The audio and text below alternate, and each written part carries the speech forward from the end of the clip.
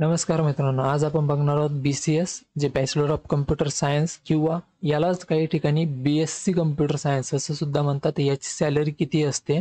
जर तुम्ही पण विचार करत असाल BCS करायचा आणि तुम्हाला त्याची सॅलरी माहिती नसेल की BCS नंतर किती मिळते, तर तेच आपण आज या व्हिडिओमध्ये बघणार आहोत. तर चॅनलवरती नवीन असाल तर सबस्क्राईब करून ठेवा, कारण असेच व्हिडिओ मी आपल्या माय मराठीमध्ये आणत असतो, ज्यामुळे तुम्हाला अगदी सोप्या भाषेत सगळं काही समजेल.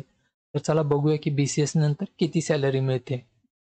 तर जे BCS आहे, बॅचलर ऑफ कम्प्युटर सायन्स, याची फी जवळपास तुम्हाला 91,666 रुपये पर मंथ, म्हणजे प्रत्येक महिन्याला इतकी सॅलरी मिळून जाईल. आणि हे तुमच्या कॉलेज आणि नॉलेजवरती डिपेंड आहे. मी असं का म्हणते की कॉलेज आणि नॉलेजवरती डिपेंड आहे, तर हे असं असतं की जर तुम्ही टॉप कॉलेज मधून करत असाल BCS आणि तिथे जर इन कॅम्पस इंटरव्ह्यू होत असेल, तर त्यामध्ये तुम्हाला ना खूप काही पॅकेज जे असतं ते खूप मोठं मिळतं. म्हणजे काय होतं की जर तुम्ही इन कॅम्पसमधून सिलेक्ट होता तर ते पॅकेज खूप देता कंपनी.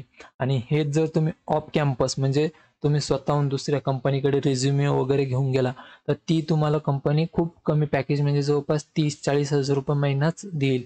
पण हेच जर तुम्ही इन कॅम्पसमधून डायरेक्ट कॉलेजमधून निवड झाली जर तुमची, तर तुम्हाला 91,000 किंवा यापेक्षाही जास्ती पॅकेज मिळून जाईल. आणि नॉलेजवरती जर तुम्हाला माहिती सगळं काही डिपेंड असतं की तुम्ही इंटरव्ह्यूमध्ये कसं परफॉर्म करताय, त्यावरती पण खूप काही ते डिपेंड असतं सॅलरीचं. ते त्याच्या तुमच्या नॉलेजनुसार देत असतात.